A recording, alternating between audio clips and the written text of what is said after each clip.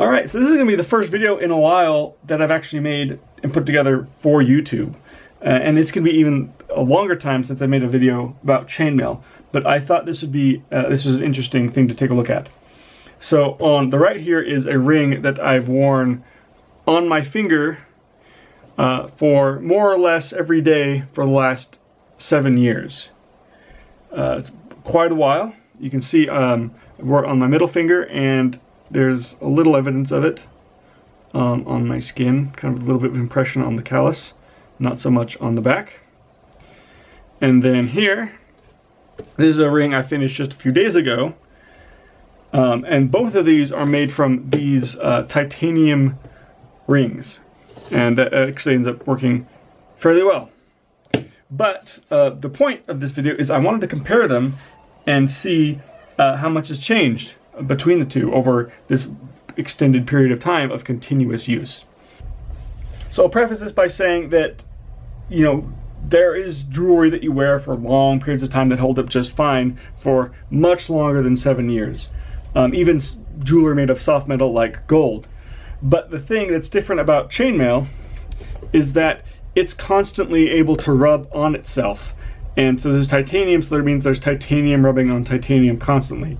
If I was to wear a gold band, even though gold's a much softer metal than titanium, even the harder gold alloys that you use in jewelry, the gold's not ever interacting with much else besides your skin and whatever you're touching.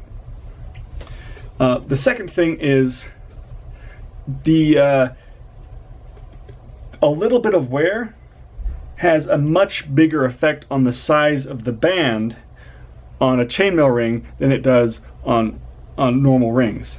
So actually, as a matter of fact, according to my count I made earlier before I started recording, this ring has 15 more titanium rings on it than this one, despite having they're the same size rings.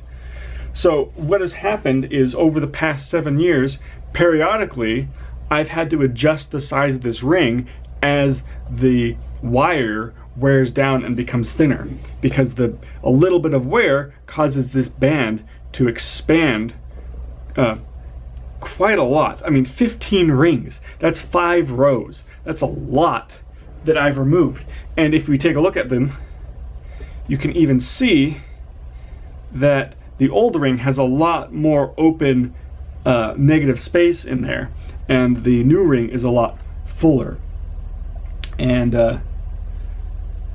yeah, that's something you can see. It's actually easier to see than it is to measure with calipers, because these rings tend to be around 0.77, 0.78 millimeters. This one's 0.79.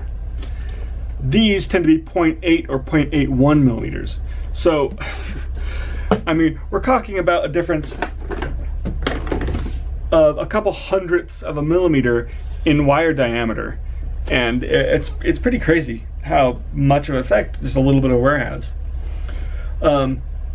I have used other wire to make rings similar to this, and titanium is the only thing that's held up for more than 2 years.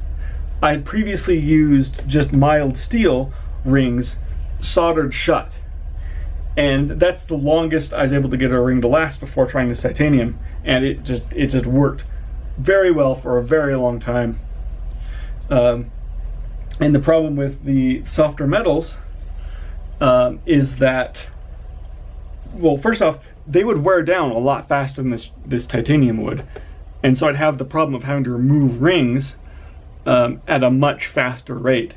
But the biggest one is that this titanium has a decent amount of spring back in the rings, whereas the mild steel rings, even though they're soldered shut, that solder joint had vulnerability to break as my finger, you know, I grab stuff and it would crush the ring a little bit, and it would eventually break solder joints, and then the rings would just slowly wear open. So definitely a metal with as much spring back as you can get, and definitely as little surface friction as you can get. I think what might be a better ring for this application or a better chainmail material for this application would be the Ring Lord. For a while used to have Inconel rings, which is a high performance nickel alloy. I think that'd be pretty optimal. It would be a little expensive, but for the amount of rings you're looking at here, that's definitely doable. The other option would be nickel coated steel or stainless steel, and possibly black stainless steel, depending on what that blackening process is. Some blackening processes are actually something to give the metal surface area so they can hold on to oils and stuff better. And that might be something that would help reduce the surface friction and wear. But anyway, stainless steel is high in nickel, which which I think would be good for an application where you want as little wear happening as possible. And then titanium, of course, is really good. So anyway, I guess that's all I wanted to show in this video. Yeah, but these are what they call Permi chainmail, which means you put it on and it's designed to stay on long term. So get it on there. It's harder to do when holding my hand out in front of me for the camera, but it goes on, and as soon as it gets over my knuckle, then it's fine. There we go. And it just stays on, and I don't usually take it off unless I'm going somewhere where I don't want it to break, or I don't want to lose it, or if I'm going to be using my hands a lot, doing heavy work where I could be, it could push the ring into my hand over long periods of time, I'll take it off for that. Otherwise, it stays on.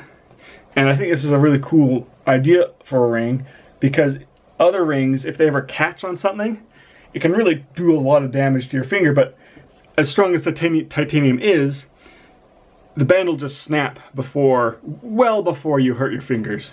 So anyway, and because it's flexible, even though it's tight,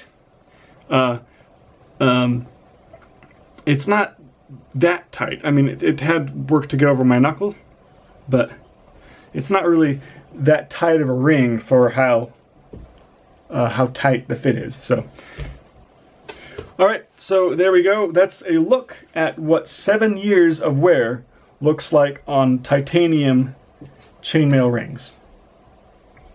Over and out.